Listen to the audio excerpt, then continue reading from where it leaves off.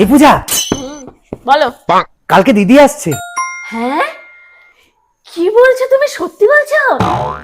এই, তুমি এক্ষুনি বাজারে যাও, আমার তো কত কথা জমে আছে। দিদি আসলে না অনেক অনেক গল্প করবো, আমার না এখনই পেটটা গুড় গুড় গুড় গুড় করছে, কতক্ষণে সব কথা দিদিকে বলবো। আর শোনো, তুমি এক্ষুনি বাজারে যাও, বাজারে গিয়ে অনেক কিছু তোমার বাজার করার আছে। যেমন তুমি কিনবে হচ্ছে ইলিশ মাছ কিনবে, তারপর খাসির মাংস, মুরগির মাংস, পাবদা মাছ, চিতল মাছ।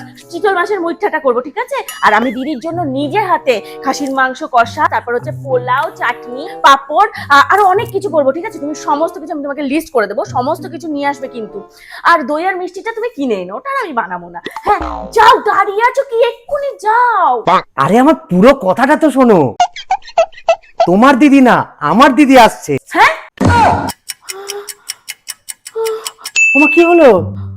আহ, আহ, আহ, এই স্বর্ণ, হ্যাঁ, আমার না প্রচন্ড মাথা যন্ত্রণা করছে, আরে আমি দেখতে পাচ্ছি না, চারিদিক ঘোরাচ্ছে।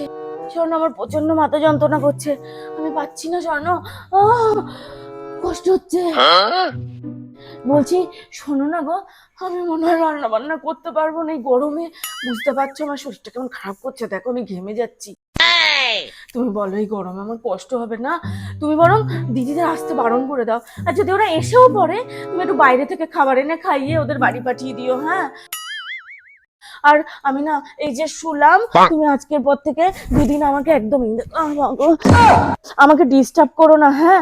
আর দরজাটা আটকে দিয়ে যে, ওর বাচ্চাগুলো ভীষণ দুরন্ত, আমাকে এসে ডিস্টার্ব করবে। তুমি যাও, দরজাটা বন্ধ করে চলে যাও। এখন দুদিন তুমি এই ঘরের সীমানায় আসবে না, হ্যাঁ?